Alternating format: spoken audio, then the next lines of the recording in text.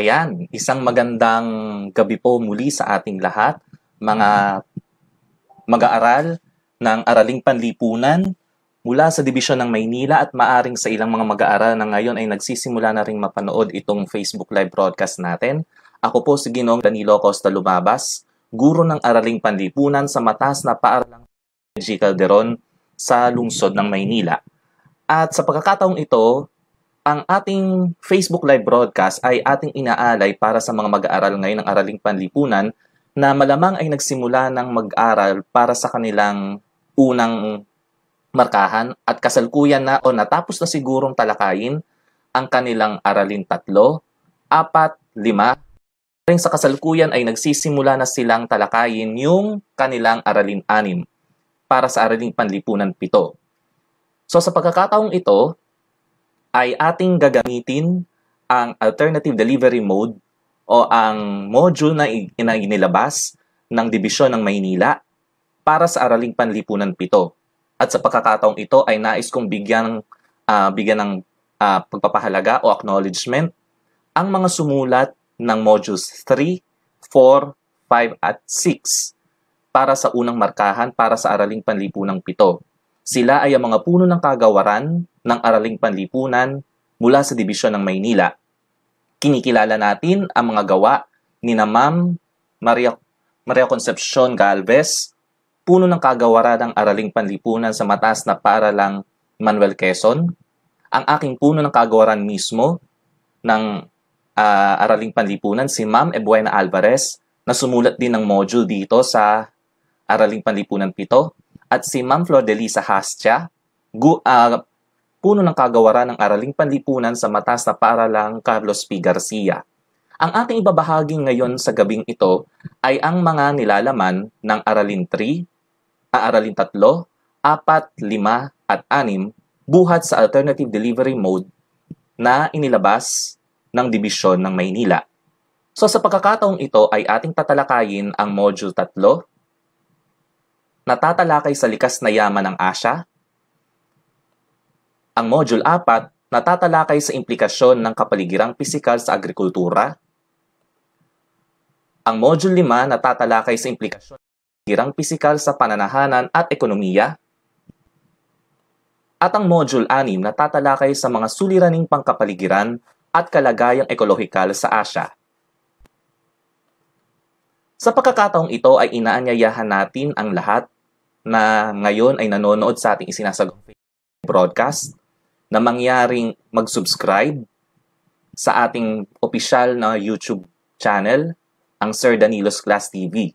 Sa YouTube channel na ito ng inyong lingkod, dito ko po ina-upload ang karamihan sa mga videos na ating tinatalakay para sa Araling Panlipunan 7 at mga isinagawang Facebook live broadcast natin na may kinalaman sa kasaysayan at kultura ng Pilipinas. Muli po, inaanyayahan ng lahat na nanonood ngayon na mag-subscribe sa ating official YouTube channel, ang Sir Danilo's Class, at i-hit ang notification bell para maging updated tayo sa mga latest videos na inilalabas ng inyong abang lingkod.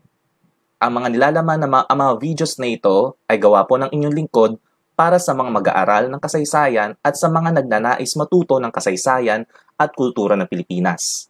Marami pong salamat. Sa pagkakataong ito, ang sisimulan talakayin ang Aralin 3, ang likas na yaman ng Asya.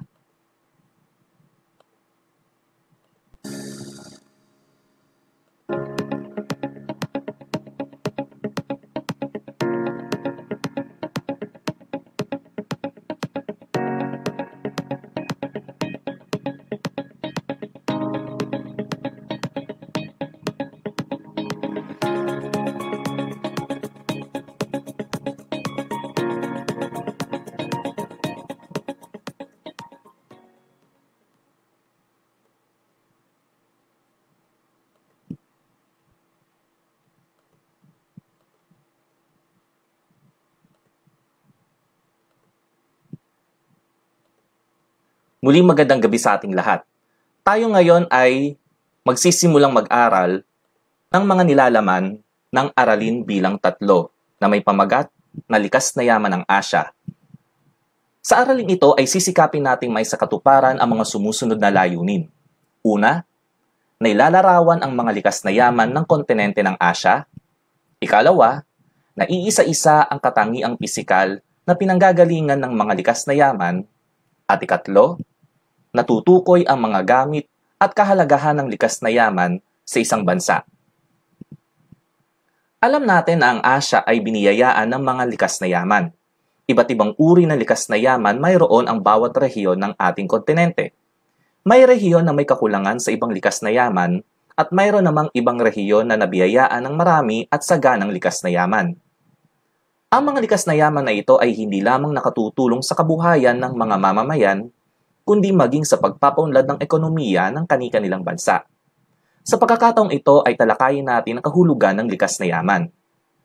Ang likas na yaman ay tumutukoy sa ating kapaligiran na hindi nilikha ng tao, ngunit pinakikinabangan niya ito para sa pag-unlad ng kanyang pamumuhay. Sa mga naging aralin niyo noon, sa Hekasi 4, tinalakay natin ang mga iba't ibang uri ng likas na yaman. Natukoy natin na may mga ibang likas na yaman na matutukoy natin bilang mga yamang lupa, yamang tubig, yamang gubat, at yamang mineral. Sa pagkakataong ito ay tunghayan at suriin natin ang mga likas na yaman na makikita natin sa bawat rehiyon ng Asya. Ang mga datos ay hango sa Batayang Aklat na Asya, Pag-usbong ng Kabiasnan, ni Estela Mateo at iba pa mula sa pahina 36 hanggang 42. Ating unahin ngayon ang Timog Silangang Asya. Ang rehiyon na kinabibilangan ng ating bansang Pilipinas. Ang rehiyon ng Timog Silangang ay maraming likas na yaman na mula sa malalaking kagubatan, kapatagan at karagatan ng mga bansang kabilang dito. Halos lahat sa Timog Silangang Asya ay nabiyayaan ng bahagi ng katubigan na nakapalibot dito, partikular ang karagatang Pasipiko at ang mga insular na bahagi ng rehiyon tulad ng Strait of Malacca, West Philippine Sea, Sulawesi Sea, at Mekong River. Ngayon ay tingnan natin ang mga iba't ibang likas na yaman na matatagpuan sa Timog Silangang Asya. Sa aspeto ng yamang lupa, hindi pa huhuli sa yamang lupa ang Timog Silangang Asya, kung saan ay naglalabas ang Timog Silangang Asya ng mga produkto tulad ng palm oil, sesame, bulak, trigo, mani, soybeans, niyog, kakao, kape, abaka, mga prutas, langis ng niyog at kopra. Sa buong mundo, nangunguna ang Pilipinas sa produksyon ng mga langis ng niyog at kopra. Pinararami din sa rehiyon ang kalabaw, baka, baboy, kambing, kabayo at manok. Ang kopra ang isa sa mga pangunahing produkto na iniluluwas ng bansang Pilipinas. Ang yamang tubig naman ng rehiyon ay matatagpuan sa mga ilog tulad ng Mekong River, Red River, Irrawaddy River at Sitang River, kasama rin ang iba pang mga lawa at look na matatagpuan sa rehiyong ito. Sa aspeto naman ng yamang mineral, malaki ang deposito ng langis at natural gas sa Indonesia. At ang mahigit na 80% ng langis sa Timog Silangang Asya ay nanggagaling sa bansang ito. Gayon din ang mahigit sa 35 bahagdan ng petroleum gas sa buong daigdig. Sa aspeto naman ng yamang gubat, ang rehiyon ay maraming yamang gubat. Halimbawa na lamang sa Brunei, gayon din sa Indonesia, na kung saan tinatayang nasa 84 na bahagdan ng kagubatan ang nagsisilbing panirahan ng iba't ibang uri ng unggoy, ibon at mga reptile. Sa kagubatan ng Myanmar, matatagpuan ang pinakamaraming punong teak sa buong mundo. Ang matitigas na kahoy katulad ng yakal, apitong, ipil, kamagong, yapis, pulang nara at iba't ibang species ng dapo ay matatagpuan sa kagubatan ng Pilipinas. Ito ay sa aspeto ng Timog Silangang Asya. Ang nakikita nyo ngayon ay isang halimbawa ng isang rubber tree o puno ng goma na laganap sa bansang Malaysia. Ang puno ng goma na ito ang siyang pinagmumulan ng mga goma o rubber na ginagamit sa paggawa ng gulong. Ang dagta mula sa punong ito ang siyang ginagamit at pinoproseso upang makabuo ng rubber or goma. Ngayon naman ay tignan natin ang likas na yaman na makikita natin sa Silangang Asya. Ang bansang China, ang halos sumasakop sa pinakamalaking bahagi ng rehiyon. Matatagpuan din sa rehiyong ito ang kabundukan ng Himalayas at bundok Everest na siyang itinuturing na pinakamataas na bundok sa buong daigdig. Ngayon naman ay suriin natin ang mga likas na yaman na matatagpuan sa Silangang Asya. Sa aspeto ng yamang lupa, palay ang pangunahing pananim sa China at nangunguna ang bansang ito sa produksyon nito. Nagtatanim din ang mga Asyano sa bahaging ito ng mais, oats, trigo at kauling. Ang ibang bansa naman sa rehiyon ay nagtatanim ng patatas, repolyo, soybeans, sugar beets, red beans at mga prutas tulad ng peras, peach at ubas. Nag-aalaga din sa bansang Mongolia ng mga kamelyo, kabayo at tupa. Ang mga larawang nakikita ninyo ay halimbawa ng mga pananim na butil tulad ng barley at oats. Sa aspeto naman ng yamang tubig, ang mga flounder, cod tuna, cuttlefish, sea crab, at prawn ay hitik sa timog silangang baybaying dagat ng China. Samantala, mayaman ang mga ilog nito sa carp, hito at sturgeon.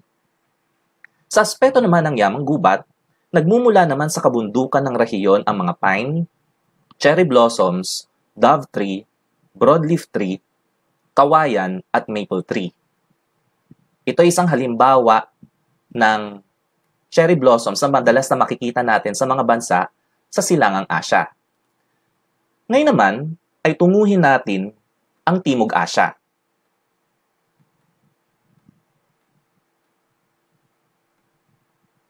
Ang Timog Asya na kinabibilangan ng India, Afghanistan, Pakistan, Nepal, Bhutan, Bangladesh, Sri Lanka, at Maldives.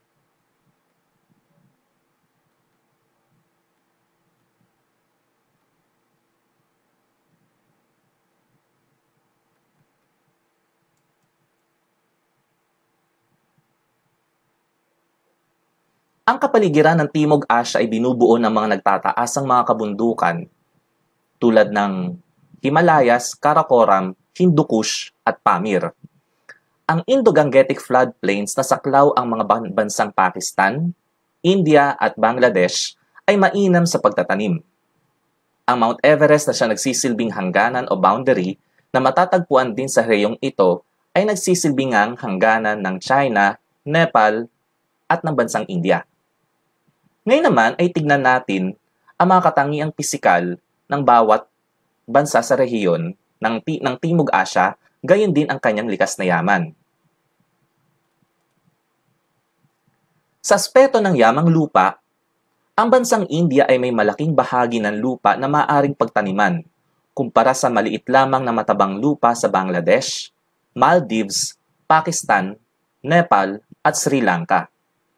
Ang barley, palay, trigo, mais, kape, jute, kamote, patatas, bulak, kasoy, oilseed at mga pampalasang katulad ng cinnamon, chili, clove at pepper ang itinatanim sa matatabang lupa sa rehiyon. Ang larawang inyong nakikita ay ang halamang jute, kung saan mula sa mga hibla o fibers ng halamang ito ay ginagamit ng bansang India at ng iba pang mga bansa sa Timog Asya sa paggawa ng mga lubid at iba pang mga produkto. So sa naman ng yamang mineral, sa mga gulod o matataas na bulubundukin ng Himalayas, matatagpuan ang mga kagubatan. Sa Pakistan, matatagpuan naman sa mga baybaying dagat ang kanilang mga gubat bakawan. Sa timog kanluran ng bansang Sri Lanka, makikita ang mayabong na kagubatan na katatagpuan ng mahogany at mga puno ng palm, gaya ng palmera at nyog. Sa gitna ng pulo, makikita naman ang mga kagubatang evergreen. Ngayon naman ay tunguhin natin ang likas na yaman na matatagpuan sa Kanlurang Asya. Ang Kanlurang Asya ay taglay ang iba't ibang kapaligiran gaya ng talampas at kabundukan sa hilagang bahagi ng rehiyon nito. Subalit malaking bahagi dito ay disyerto at may tuyong kapaligiran lalo na sa Arabian Peninsula. Sa kabilang banda, may matabang lupa naman na angkop sa pagsasaka ang bahagi ng Fertile Crescent. Ang Fertile Crescent ay matatalakay natin sa ikalawang markahan at malalaman natin dito kung anong kahalagahan ng Fertile Crescent bilang lunduyan ng mga sinaunang kabihasnan sa Asya. Alam natin na ang kanlurang Asya ay mayaman sa petrolyo, krudo at natural gas na siyang bibigyan diin natin o bibigyan ng pansin natin sa pagtalakay na ito. Sa aspeto ng yamang lupa, ang ilang produktong agrikultural sa rehiyon ay dates, kamatis, sibuyas, melon, tabako, trigo, barley, tsaa, ubas, mais, hazelnuts at mga prutas. Sa mga oasis ng Saudi Arabia, itinatanim ang dates at iba pang mga pananim. Sa ilang mga bansa tulad ng Iran, Israel at baybaying dagat ng Turkey ay maliit na bahagi ng lupain na angkop sa pagtatanim. Ginagawang pastulan ng mga tupa, baka at kambing ang ibang bahagi o lupain ng rehiyon. Ang nakikita ninyo sa larawan ay ang puno ng dates kung saan mula sa mga bunga ito ginagamit na pagkain at itong kadalasang ine-export o iniluluwas sa mga bansang nakapagtatanim ng nasabing pananim. Sa usapin naman ng yamang mineral, ang rehiyon ay sagana sa yamang mineral lalo na ang langis at petrolyo. Sa timog kanluran ng rehiyon at sa paligid ng Persian Gulf, matatagpuan ang malawak na deposito ng petrolyo at natural gas. Ang bansang Iran ay kilala bilang pangalawang may pinakamalaking reserba ng natural gas sa buong mundo, habang ang Saudi Arabia naman ang may pinakamalaking tagapagluwas ng petrolyo. Kilala ang kanlurang Asya, gaya na binabanggit sa ibang mga aklat sa araling panlipunan, bilang isang rehiyon na quote-unquote lumulutang sa isang karagatan ng langis, sapagkat nais ditong bigyan ng emphasis na ang nasabing rehiyon ay mayaman sa petrolyo at natural gas. Ngayon naman ay tunguhin natin ang likas na yaman na matatagpuan sa Hilagang Asya.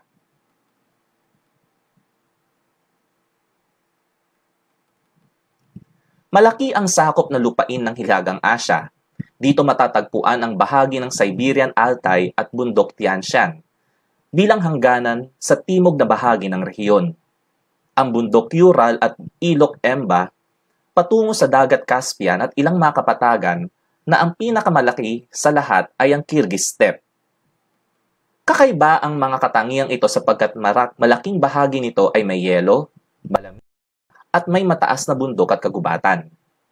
Mula sa katangiang pisikal na ito ng Hilagang Asya, atin ngayong tignan ang mga likas na yaman na makikita sa Hilagang Asya. Sa aspeto ng yamang lupa, palay, trigo, bulak, tabako, sugar beets, gulay, ubas, sibuyas at mansanas ang pangunahing produktong agrikultural ng mga Asyano sa rehiyong ito. Sa buong mundo, ang Uzbekistan ang pinakamalaking tagapagluwas ng cottonseed. Samantalang ang inaalagaan at pinararami sa rehiyong ito ay ang mga baka at tupa na siyang pinagkukunan ng karne, lana at gatas. Ito ay isang halimbawa ng bulak na itinatanim sa maraming bahagi ng Hilagang Asya. Sa aspeto naman ng yamang tubig, kavyar at malalaking isda ang panluwas ng rehiyon na mula sa bahagi ng dagat. Sa aspeto naman ng yamang mineral, sa bansang Kyrgyzstan, ang pinakamahalagang yamang mineral ay ginto. Metalikong mineral tulad ng ginto, mineral na panggatong gaya ng natural gas, at industrial na mineral na phosphate ang tatlong uri ng yamang mineral ng Tajikistan, isang bansa na bahagi ng Hilagang Asya. Sa pagkakataong ito, ay atin naman tatalakayin ang Aralin 4, ang implikasyon ng kapaligirang pisikal sa agrikultura.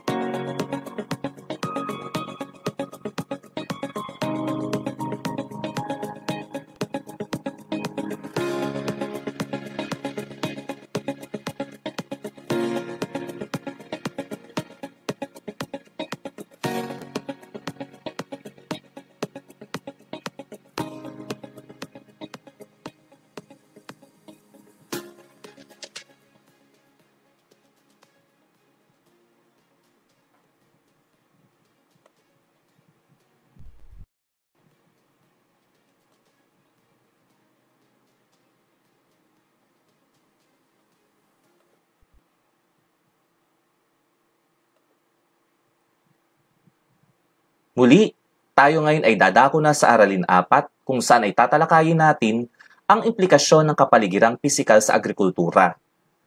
Sa araling ito ay sisikapin nating matugunan ang mga sumusunod na layunin. Una, natutukoy ang mga implikasyon ng kapaligiran pisikal sa larangan ng agrikultura. Ikalawa, natataya ang mga implikasyon ng kapaligiran pisikal at likas na yaman ng mga rehiyon sa pamumuhay ng mga Asyano noon at ngayon sa larangan ng agrikultura. At ikatlo, napahahalagahan ang mga likas na yaman na batayan ng kabuhayan ng mga bansa at ng buong rehiyon. Ang lawak ng lupain, lokasyon, klima at topografiya ay may malaking implikasyon sa likas na yaman ng Asya. Hindi nakapagtatakang sa Asya matatagpuan ang halos lahat ng likas na yaman sa daigdig. Malaki ang epekto ng mga ito sa antas ng kaunlaran ng mga bansa dito. Maaring may mga likas na yaman na mahalaga sa isang bansa, ngunit hindi sa iba dahil ito ay naayon sa pangangailangan, kapaligiran, at kabuhayan ng isang bansa.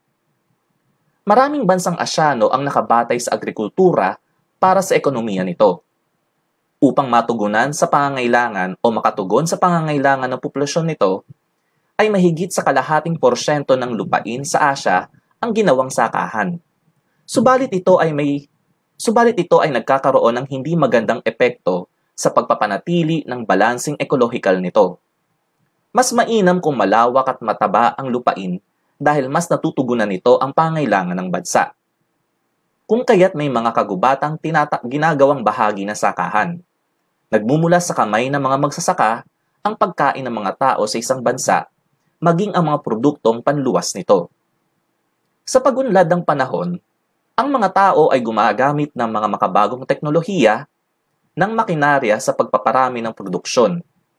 Ang mga ilog at irigasyon ay may malaking tulong sa kalagayang agrikultural nito.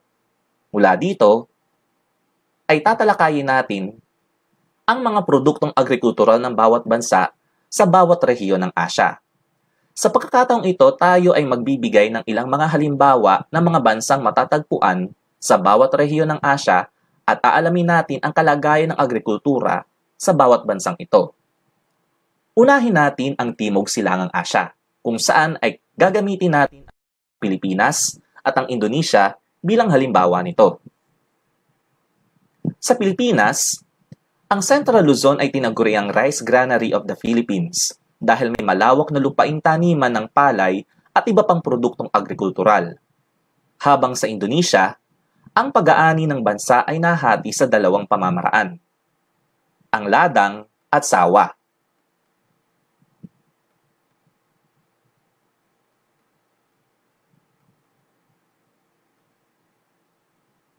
Ang ladang ay mas kilala bilang slash and burn na uri ng pagbubungkal, habang ang sawa, kung saan dito karaniwang itinatanim ang palay na kadalas ay nalilinang sa pamamagitan ng irigasyon.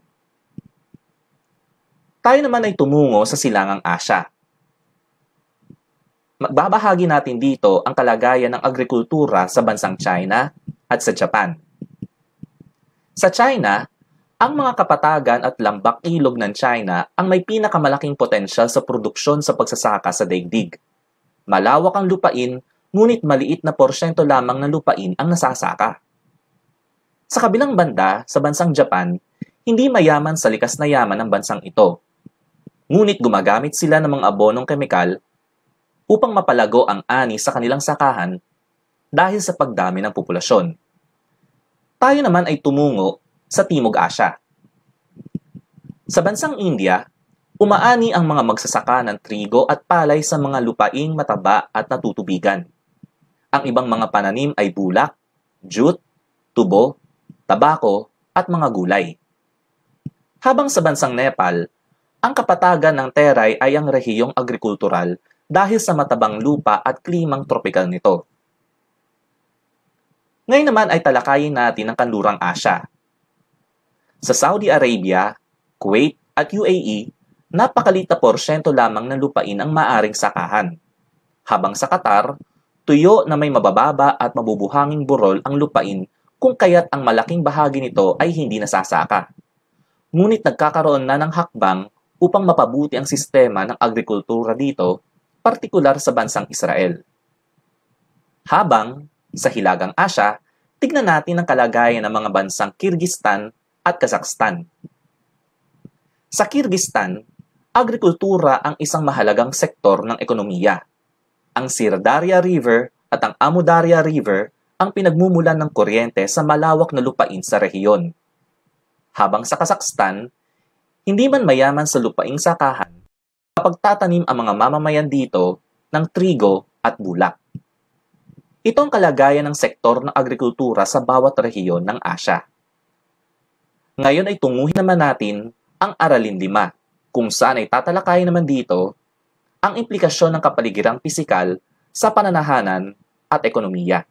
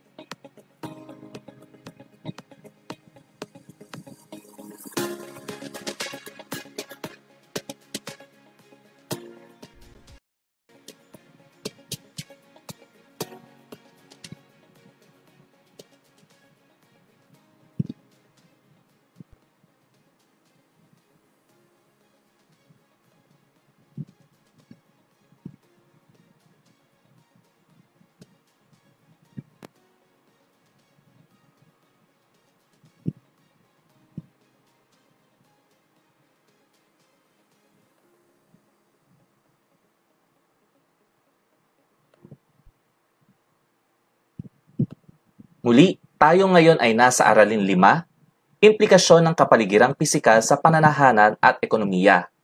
Isang pagtatama lamang po, ang nakalagay po dapat ay dito ay Aralin 5, hindi po Aralin 4. Muli, ang pamagat ng Aralin 5 ay implikasyon ng kapaligirang pisikal sa pananahanan at ekonomiya.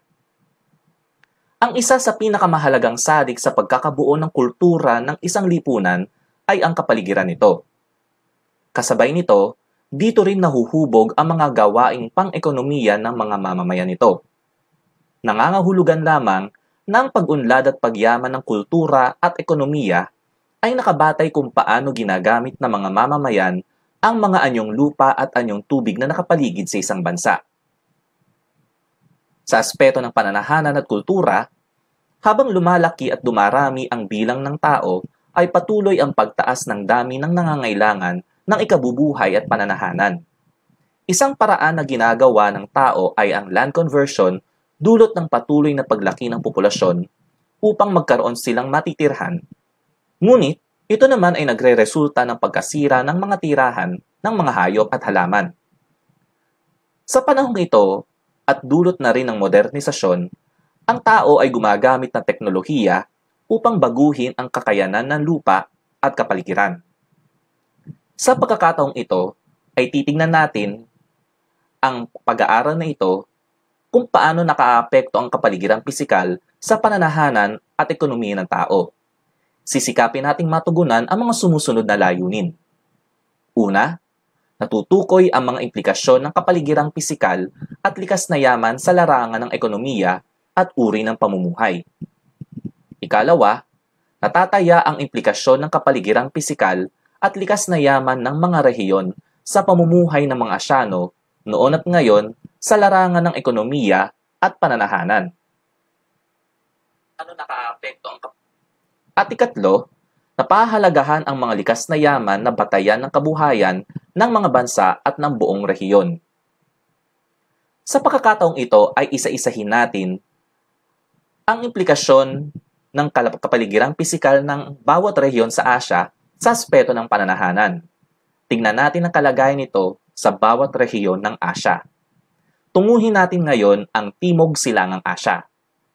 Sa rehiyong ito, bahay kubo na nabububungan ng mga pawid ang karaniwang pananahanang matatagpuan malapit sa mga sakahan. Ang mga tahanang stilt naman na nakatayo sa tabing dagat na nasusuportahan ng mga poste ang karaniwang tahanan ng mga mangingisda sa rehiyon. Sa Silangang Asya, ang mga magsasaka sa China ay karaniwang nakatira sa mga magkakalapit na mga pamayanan kung saan ang panirahan ay gawa sa luwad at adobe. Naninirahan naman sa bahagi ng Timog Korea ang mga karaniwang magsasaka na naninirahan sa mga bulubundukin na may tera-terasang mga sasakyan o sakahan o rice terraces. Habang sa Timog Asya naman, ang mga bahay sa Bangladesh ay karaniwang parihaba na gawa sa luwad o pulang ladrilyo. Ito ay kinakailangang nakataas mula sa lupa upang pag-iwas sa baha. Ang mga loob na pananahanan naman ng mga bansang Sri Lanka at Maldives ay makapagbibigay ng mas malamig na pakiramdam dahil ang kanilang tahanan ay gawa sa luwad at kawayan. Ngayon naman ay tunguhin natin ang Kanlurang Asya. Ang mga panirahan dito ay gawa sa malalaking tipak na bato at semento at mayroon ding gawa sa luwad at bato. Ang mga nomad ay nagpapalipat-lipat ng tirahan batay sa panahon ng kanilang pagpapastol kung kaya't itim na tolda ang karaniwang makikita sa mga lugar malapit sa oasis.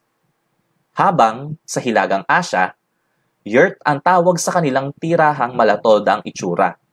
Ang nakikita ninyo sa larawan ay ang halimbawa ng isang yurt na ginagamit na tirahan ng mga nomadic people mula sa Mongolia at ganun din sa malaking bahagi ng Hilagang Asya. Madali nilang tinitiklop sa sandaling kinakailangan nilang lumipat ng lugar upang makapanginain ang kanilang mga alagang hayop. Ngayon nakita natin ang implikasyon ng kalagayan at kapaligirang pisikal sa pananahanan ng tao. Ngayon naman ay tignan natin kung ano ang epekto ng kanilang kapaligiran sa kanilang agrikultura at ekonomiya. Ang likas na yaman ay nagdudulot ng kasaganahan at pag-unlad sa maraming mga bansa sa Asya.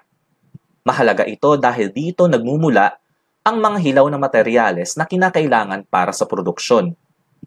Ang mga ito ay ginagamit o ginagamitan ng tradisyonal at makabagong teknolohiya upang makatulong na maitaas ang pambansang kita ng bansa. Samantala, ang mga mauunlad na bansang kanluranin ay kumukuha din ng mga bansang Asyano ng mga hilaw na materyales sa murang halaga, kung kaya't halos nauubos ang mga ito at hindi mga Asyanong bansa ang lubos na nakikinabang dito. Sa pagkakataong ito ay tingnan natin ngayon ang kalagayan ng bawat rehiyon sa Asya. Tayo ay pumili ng ilang mga bansang gagamitin nating halimbawa dito sa pagtalakay na ito. Unahin natin ang Timog Silangang Asya, kung saan 25.4 na bahagdan dito ay nakalaan sa agrikultura. Dito sa Pilipinas, pangunahing iniluluwas ang mga kagamitang elektroniko, damit, prosesadong pagkain, produktong gawa sa copper, kopra at mga prutas. Pagmamanupraktura, serbisyong industrial, pangingisda at pagmimina ang ilan lamang sa pangunahing ikinabubuhay ng bansang ito. Habang sa bansang Indonesia, na kung saan 21 bahagdan nito ay nakalaan para sa industriya, itinuturing na may pinakamalaking ekonomiya ang bansang ito sa Timog Silangang Asya. Mayaman ito sa likas na yaman tulad ng crude oil, natural gas, tin, copper at ginto. Kilala rin ang bansang ito sa pagluluwas ng makinarya, kemikal, langis at petrolyo at mga prosesadong pagkain. Ngayon naman ay tignan natin ang bansang Singapore, kung saan malaking bahagi nito o 73.7 bahagdan nito ay nakalaan para sa serbisyo. Sa bansang ito, bagamat limitado ang lupain na natatamnan, itinuturing itong isang economic miracle ng mga ekonomista dahil sa tagumpay nito ay nagmula lamang sa iisang likas na yaman ang mga mamamayan nito. Naging kilala bilang isa sa mga bansang nagtataglay ng pinakamahusay na lakas paggawa sa daigdig. Ngayon naman ay tunguhin natin ang Silangang Asya, kung saan ay ibabahagi natin dito ang kalagayan ng mga bansang Japan, North Korea at South Korea. Sa bansang Japan na may maliit na bahagdan lamang dito ng agrikultura kung saan mayroon itong 2.9 na bahagdan, dito nagmula ang maraming mga kagamitang electronics na kilala sa merkado sa ngayon. Makikita natin dito na 26.2% dito ay nakalaan sa industriya habang 70.9% naman ng bansang Japan ay nakalaan para sa serbisyo. Sabi nga natin, dito nagmula ang maraming kagamitang electronics na kilala sa merkado sa ngayon. Nagluluwas din sila ng sasakyan at iba pang mga elektronikong bagay. Ito ay pangalawa sa producer ng automobile sa buong daigdig. Sa North Korea kung saan 37 bahagdan nito ay nakalaan sa agrikultura, nabubuhay ang industriya nito sa produktong pangmilitar, pagmimina, paggawa ng mga kagamitang yari sa metal, tela, pagpoproseso ng pagkain, pagpoproduce ng enerhiyang hydroelectric at turismo. Ang bansang ito ay nangunguna sa produksyon ng graphite, tungsten at magnesite. Habang sa bansang Korea, kung saan 24.6% nito ay nakalaan sa industriya, kabilang ang bansang ito sa mga maunlad na bansa sa Asya, kung saan pangunahing industriya ay ang kagamitang electronics, kotse, chemical, paggawa ng barko, steel, tela, damit, sapatos, tsinelas at pagpoproseso ng pagkain. Ang bansa ay naging maunlad sa industriyang tela, plastic, abono at mga kagamitang elektroniko sa bansa. Sa pagkakataong ito ay tunguhin natin ang Timog Asya, kung saan ay babahagi natin ang kalagayan ng bansang India, Pakistan at Bangladesh. Sa bansang India na may 47 bahagdan na nakalaan sa agrikultura, ang India ay pang-apat sa mga bansang nagtataglay na may pinakamaraming reserbang karbon sa buong daigdig. Nakapagpoproduce ng industriya ng bakal, tela, makina, chemical at ilang prosesadong pagkain. Itinuturing ang bansang ito na pang-10 sa may pinakamalaking ekonomiya sa daigdig. Habang sa bansang Pakistan, kung saan 22.6% nito ay nakalaan sa industriya, ipinagmamalaki ng bansang ito ang kanilang natural gas, petrolyo, iron ore, tanso at limestone. Habang sa bansang Bangladesh, na may 36.9% ang nakalaan sa serbisyo, mayaman sa natural gas at carbon ang bansang ito. Ang paghina ng pandaigdigang demand ng jute ang naging malaking hamon tuloy sa ekonomiya ng bansang Bangladesh. Ngayon ay tingnan natin ang kalagayan ng ekonomiya sa mga bansa sa Kanlurang Asya. Silipin natin ang katangian ng ekonomiya ng Saudi Arabia, Lebanon at Jordan. Sa Saudi Arabia, kung saan 6.7% nito ang nakalaan sa agrikultura, mayaman ang bansang ito dahil dito nanggagaling ang ikatlong bahagi ng pandaigdigang supply ng langis. Pag-aari ng Saudi Arabia ang ikalimang bahagi ng reserbang langis sa buong mundo. May tuturing itong isa sa pinakamayamang bansa sa daigdig. Sa bansang Lebanon na may 39% ang nakalaan sa agrikultura, pangunahing mineral ang batong apog, iron at gypsum. Habang sa bansang Jordan, na may 78 bahagdan nito ang nakalaan sa serbisyo, mataas ang uri ng pamumuhay ng mga tao kung maihahambing natin ito sa ibang papaunlad na bansa. Mayaman ang bansang ito sa marmol at phosphate. Ngayon ay tingnan natin ang kalagayan ng ekonomiya sa Hilagang Asya. Gagamitin nating halimbawa dito ang mga bansang Tajikistan, Azerbaijan at Uzbekistan. Sa bansang Tajikistan, na kung saan mataas ang porsyento ng kanilang nakalaan sa agrikultura na may 43 bahagdan, ang bansang ito ay mayaman sa uling, lead at zinc. At ang pangunahing kita ng bansa ay nagmumula sa produksyon ng alumino. Dito makikita ang isa sa may pinakamalaking planta nito sa buong daigdig. Sa bansang Azerbaijan, kung saan 14.3% nito ang nakalaan sa industriya, nabubuhay ang industriya sa panggatong at enerhiya, chemical, mechanical engineering, kagamitang yari sa metal, at industriya ng pagkain. Habang sa bansang Uzbekistan, kung saan 60.9% nito ang nakalaan sa serbisyo, nakabatay ang ekonomiya sa paggawa ng kalakal mula sa bulak, ginto, uranium, potassium, at natural gas. Matatagpuan ang Muruntau Gold Mine sa disyerto ng Kyzylkum, Uzbekistan, na tinatayang pinakamalaking minahan nito sa buong mundo. Ito ang implikasyon ng kalagayang pisikal ng iba't ibang rehiyon sa Asya sa aspeto ng pananahanan at ekonomiya. Tayo ngayon ay dadako na sa Module 6, kung saan ay tatalakayin natin ang mga suliraning pangkapaligiran at kalagayang ekolohikal sa Asya.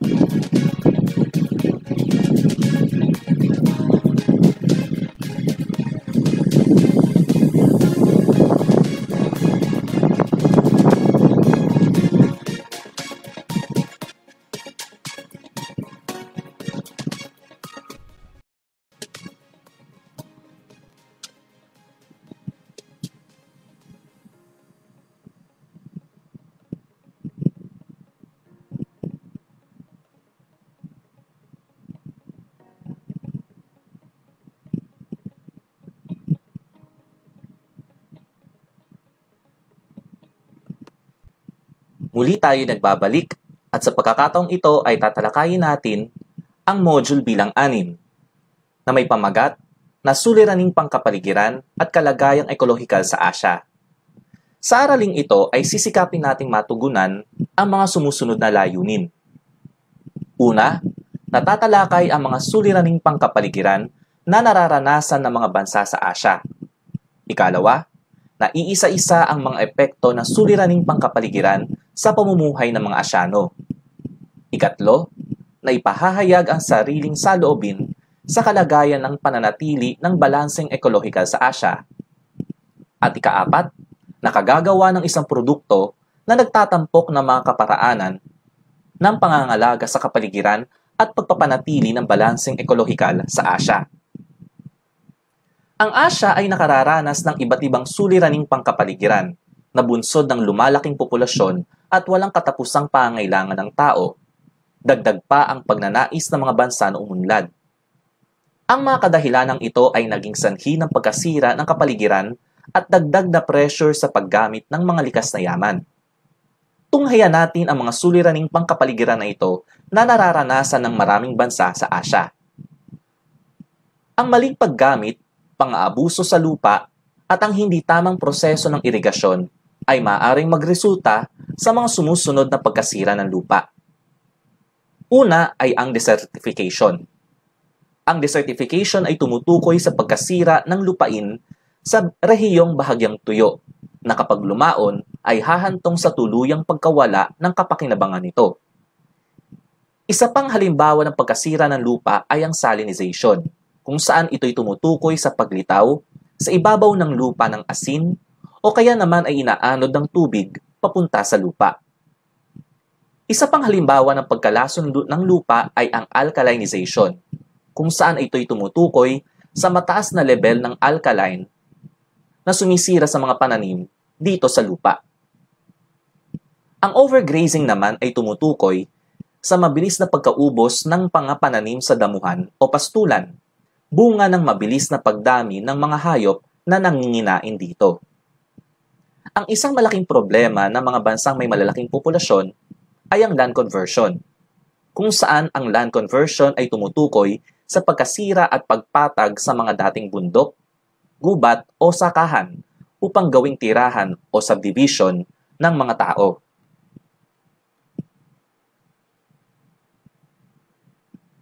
Ang pagkasira ng lupa ay maaaring magdulot ng kakulangan ng pagkain at panganib sa kalusugan ng mga mamamayan.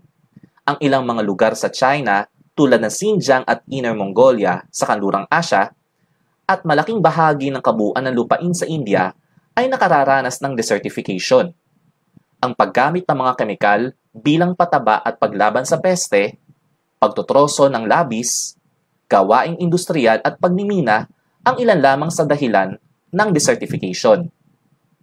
Ngayon ay tingnan natin ang tatlo sa ilang mga realidad na nangyayari sa maraming bansa sa Asya na nagdudulot ng malaking pagkasira sa ating kapaligiran at problemang pang-ekolohikal. Ang urbanisasyon, ang problema sa solid waste, at ang pagkawala ng biodiversity. Alam natin na ang ecosystem ay tumutukoy sa sistema ng irigasyon ng interaksyon sa pagitan ng mga bagay na may buhay at mga walang buhay sa pisikal na kapaligiran. Ngunit ito ay naapektuhan nitong tatlong bagay na ito. Unahin natin ang urbanisasyon. Ang urbanisasyon ay ang pagdami ng mga tao sa mga pook urban o lungsod, bunga ng oportunidad sa trabaho at iba pang mga kadahilanan. Sa paglaki ng populasyon sa mga lungsod, kaakibat nito ang panganib sa kalusugan ng mga mamamayan at pagdami ng mahihirap na lugar. At higit sa lahat, ang paglaki ng bilang ng mga mamamayan ay banta rin sa kapaligiran. Ang India ay isa lamang sa mga bansa kung saan dumarami ang mga mahihirap na lugar at may mga pamayanan na nakararanas ng problema sa kalusugan. Isang dahilan ng pagkakasakit ng mga tao ay kakulangan ng pagkakaroon ng malinis na tubig, sapagkat ang mga wastewater na galing sa mga industriya at pabrika ay naitatapon sa mga katubigan at kalupaan. Ang noise pollution ay isa ring problema dulot ng urbanisasyon, at ito'y kapansin-pansin sa mga lungsod na may maraming sasakyang pribado o pampubliko. Kasama rin ang mga industriya na lumilikha ng ingay dahil sa mga ingay ng makinarya, air conditioning unit, siren at iba pa. Ang labis na ingay ay maaaring magdulot sa tao ng stress at iba yung pagkapingi sa kalaunan. Ngayon ay tunguhin natin ang isa sa malaking problema sa ilang mga bansa, lalo na sa may tinuturing na mga developing countries. Ang problema sa solid waste. Ang basura ay maaaring uriin natin sa dalawa. Ito ay ang basurang galing sa kabahayan at ang basurang industrial na nalilikha ng mga pabrika, ospital, at iba pang mga industriya. Maraming bansa sa Asya ay hindi na itatapon ng maayos ang mga basura o kulang ang mga karampatang pasilidad para dito. Kung kaya't ang mga basura na hindi maayos na naitatapon ay napupunta sa mga kalupaan, katubigan, at iba pang mga lugar na maaaring maging sanhi upang makontamina ito. Ang kontaminasyon sa lupa at partikular sa tubig na makikita sa ilalim ng lupa ng mga kemikal na ito ay maaaring magdulot ng banta sa kalusugan at pamumuhay ng mga mamamayan. Gayon din, nakasisira sa kapaligiran ang mga basurang ito. Ngayon naman ay tunguhin natin ang isa pang malaking problema ng dumadaming bilang ng tao, ang pagkawala ng biodiversity. Ang Asya ay isang kontinente na katatagpuan ng pinakamaraming species ng ibon, reptiles, amphibian at mga mammals. Napakayaman ang biodiversity ng Asya, mapahalaman ma ito o hayop, subalit ang pagkawala nito ay mabilis na nangauubos. Itinuturing na dahilan ng pagkawala ng biodiversity sa Asya ay ang mga sumusunod. Una, patuloy na pagtaas ng populasyon. Ikalawa, walang habas na pagkuha at paggamit sa mga likas na yaman. Ikatlo, pang-aabuso sa lupa. Ikaapat, pagkakalbo o pagkasira ng kagubatan o deforestation. At ikalima ay ang polusyon sa kapaligiran, partikular sa ating hangin. Sa pagkakataong ito ay tatalakayin natin ang polusyon sa hangin at ang mga iba't ibang mga epekto dulot ng pagdumi ng hangin at ng ating himpapawid sa kabuuan. tatalakayin natin dito ang tungkol sa acid rain, ozone layer depletion, at climate change. Ang acid rain ay tumutukoy supposedly sa isang uri ng ulan na nakasisira ng mga gusali at ng ilang mga estatwa na makikita natin sa mga pampublikong lugar.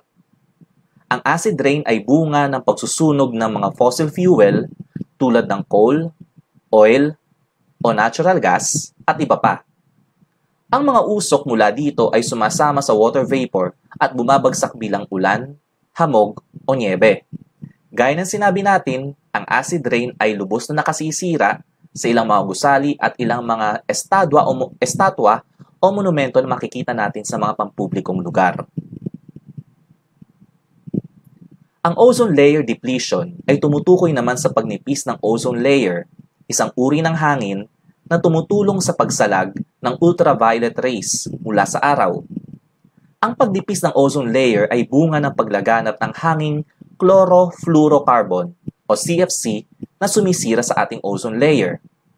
Ang chlorofluorocarbon ay nagmumula naman sa mga freons ng mga air conditioning units at ng ibang mga sasakyan. Ang lahat ng mga pagbabago na nagaganap sa ating kapaligiran, partikular sa ating hangin, lalo na ang pagdumi ng ating hangin, ay nakapagdudulot ng iba yung pagbabago sa ating pandaigdigang klima.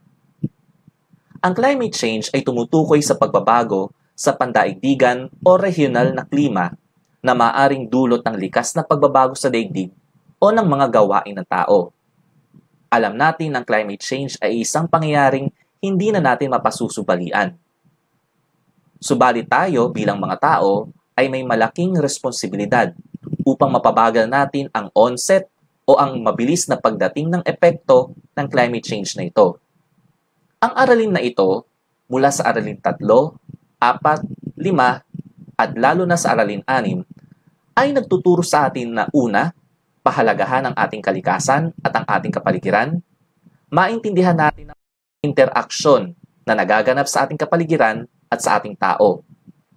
Ikatlo, na tayong mga tao, higit sa lahat, ang may pangunahing responsibilidad na pangalagaan ang ating kalikasan at ang ating kapaligiran.